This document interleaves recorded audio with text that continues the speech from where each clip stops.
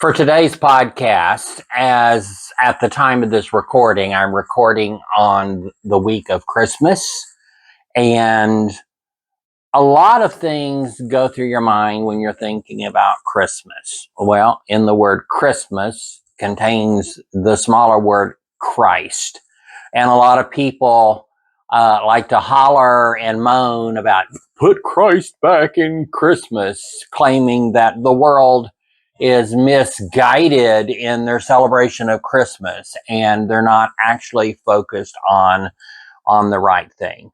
But I think that cry of putting Christ back in Christmas is actually a distraction. It's a distraction from the fact that these people that are crying, put Christ back in Christmas, have taken Christ out of Christian. And I think that the bigger focus here is making sure that Christ is in Christian, because in the world that we live in currently, Christianity has become a political movement and is not at all focused on following the life lessons and teachings of Jesus. In fact, the political Christians of today have no interest in following the life lessons and teachings of Jesus. And in fact, the people that are promoting the life lessons and teachings of Jesus are called woke, which simply means not asleep. But woke has turned into a bad word among some of these political Christians. And the problem is actually much, much, much more serious.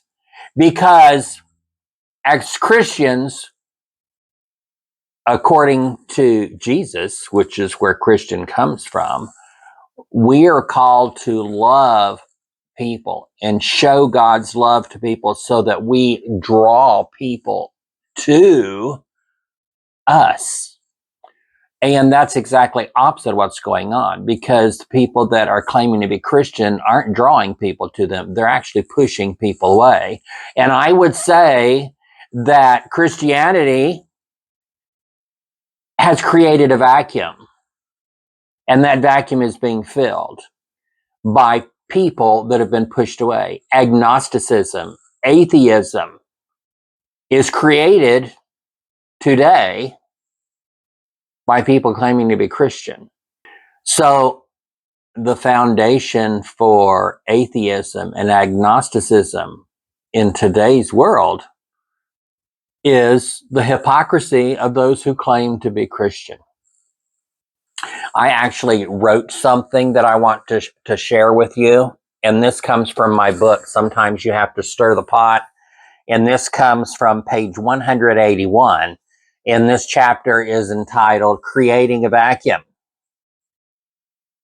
When Christians fight with other Christians, the world is watching.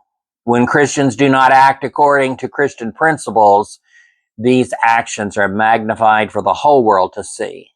The world seizes conflict within the group of people who call themselves Christians, and this drives some away. Some are driven to reject all connections to anything and anyone who claim to be Christians.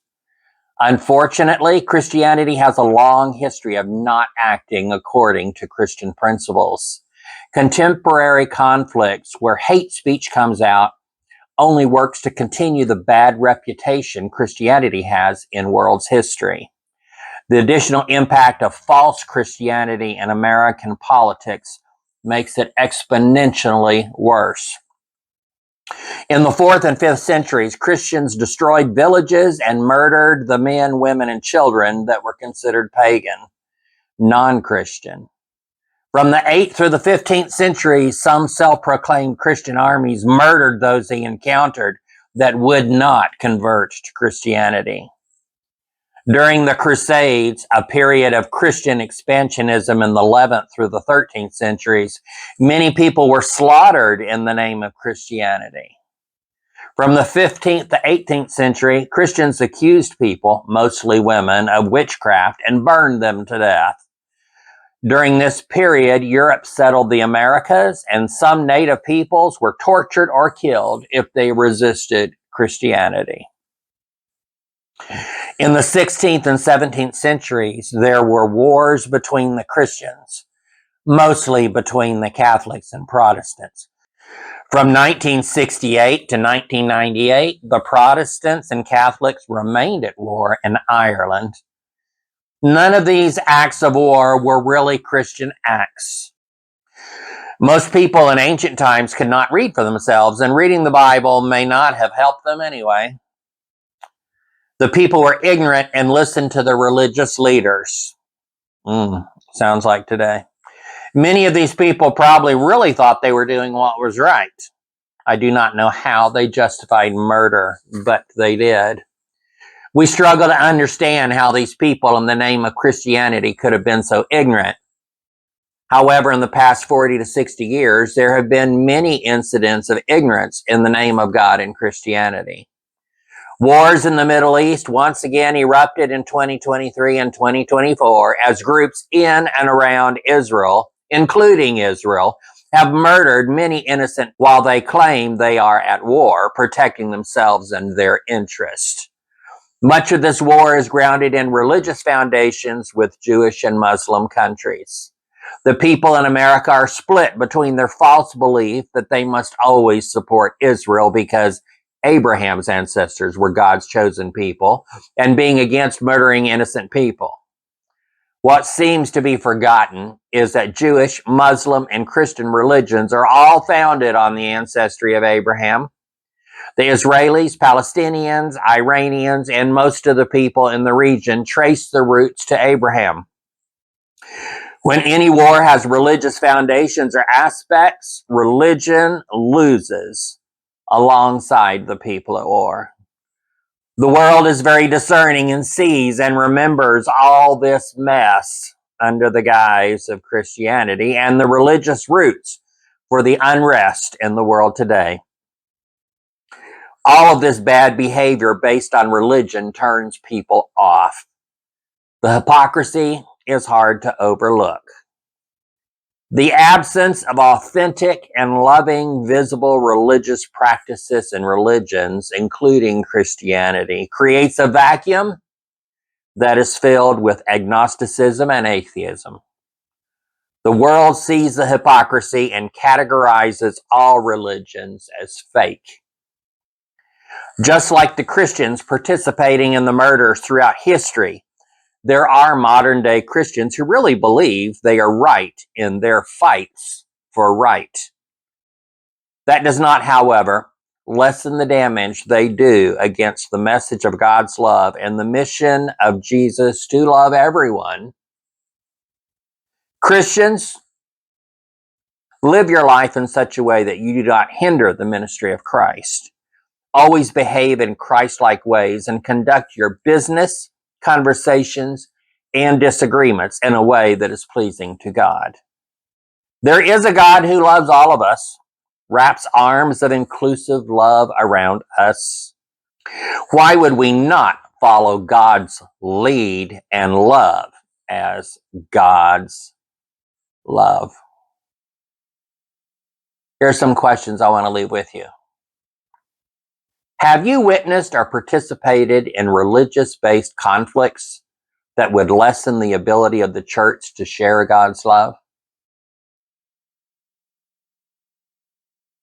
Have you witnessed or participated in Bible-based conflicts that hinder possible ministry?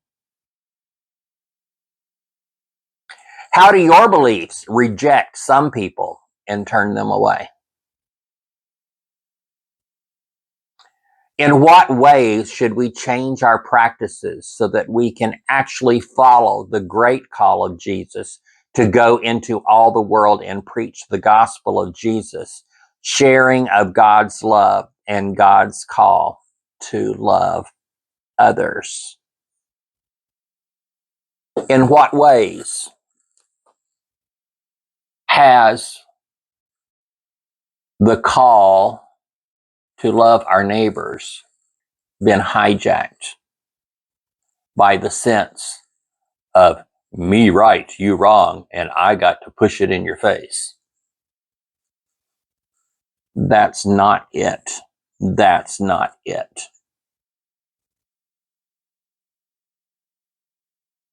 The hypocrisy from those who claim to live following higher level religious principles are actually what is destroying the good points of religion that seem to be lost today. So, put Christ back in Christmas? No, that's not the point. Put Christ back in Christian. Put God back in religious beliefs. Put God back in religious practices. And wars and killing people is not ordained of God. And it's not okay. It's never okay.